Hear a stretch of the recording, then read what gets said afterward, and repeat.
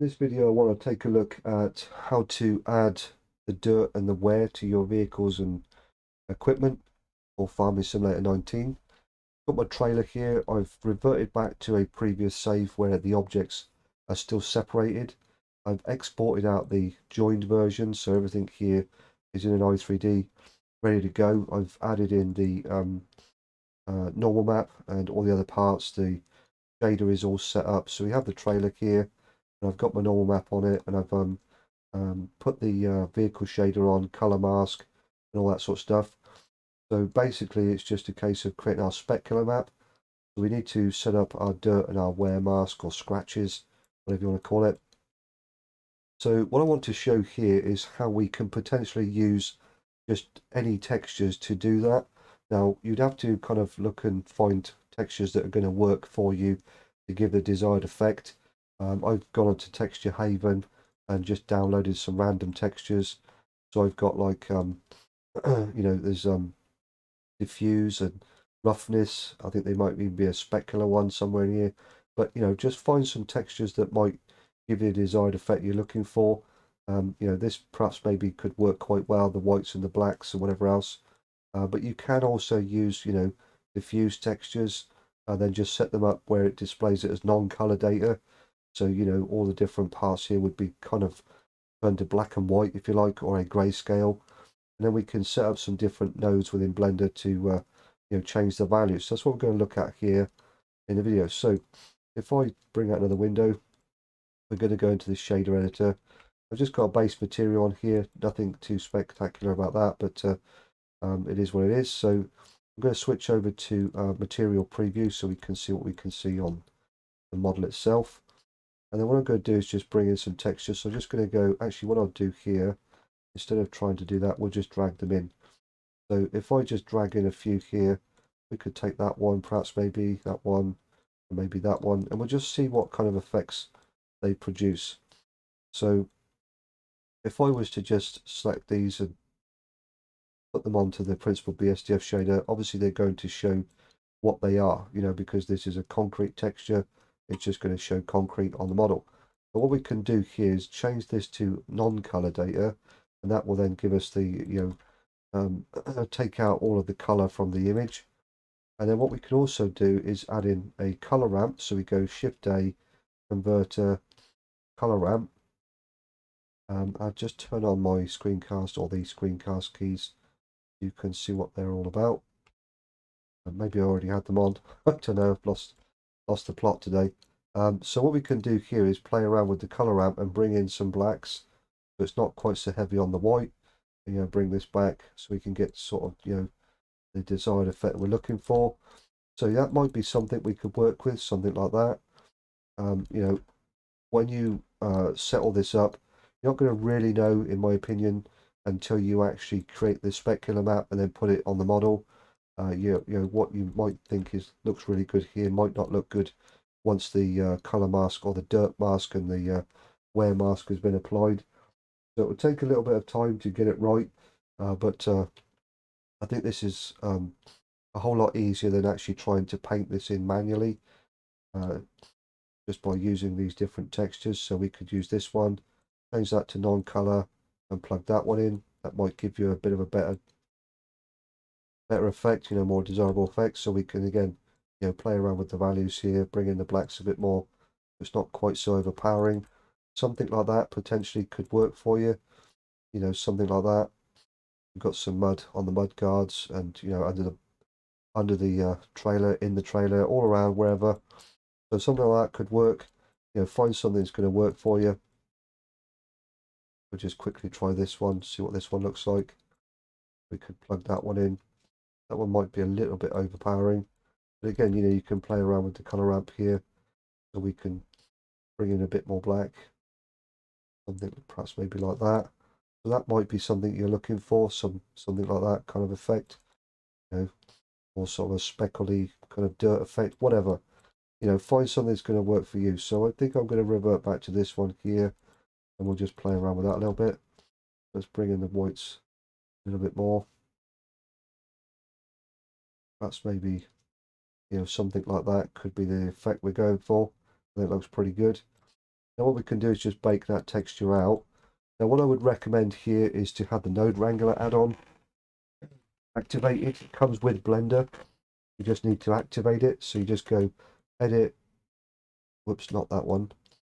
You go edit, preferences, and then just come into your add-ons, type in Node, and then put a tick in the box for the Node Wrangler, save your preferences.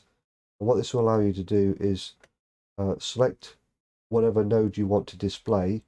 So I could do this one, shift control and click, and that will actually then bring in a viewer node, which is basically just an emission shader. And you can then see the raw data of that particular node. So this is what it actually looks like as a texture.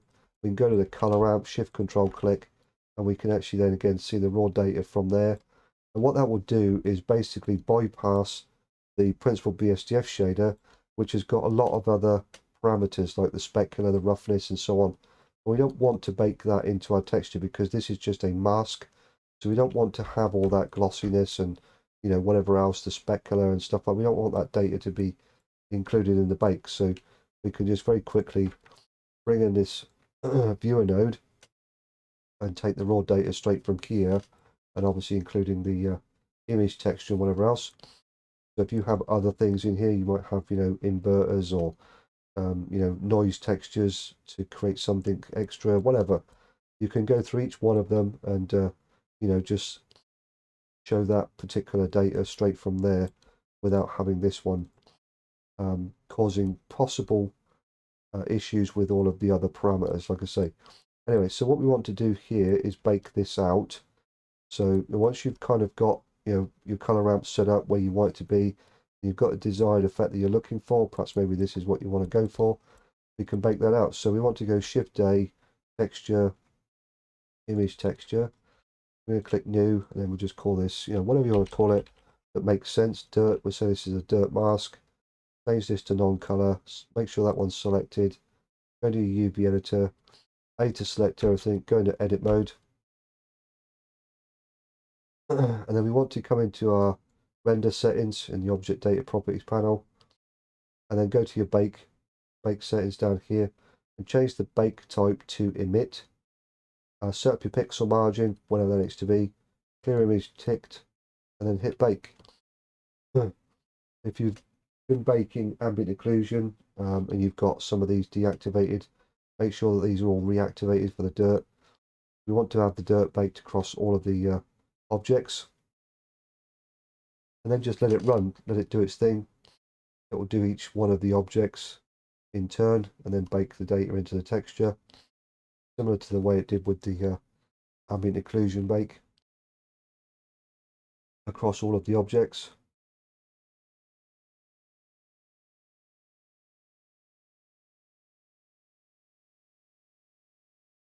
Okay, so we're done with that one. And then we can go back into object mode, save out our texture. So just go image, save as. The RGB 8-bit color depth is fine. And then we can just save that one.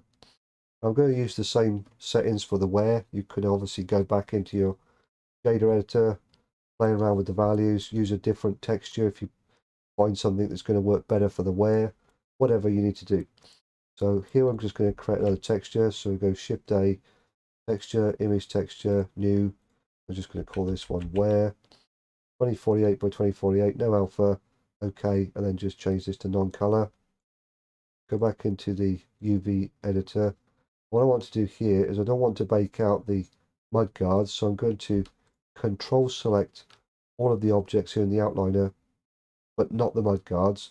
And I'm going to disable the render for the mud guards. We'll go back into edit mode and then just hit bake again. And this will bake out the scratches and wear mask.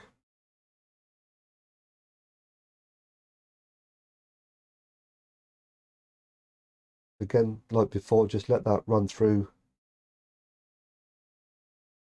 all of the objects to bake the data into the texture.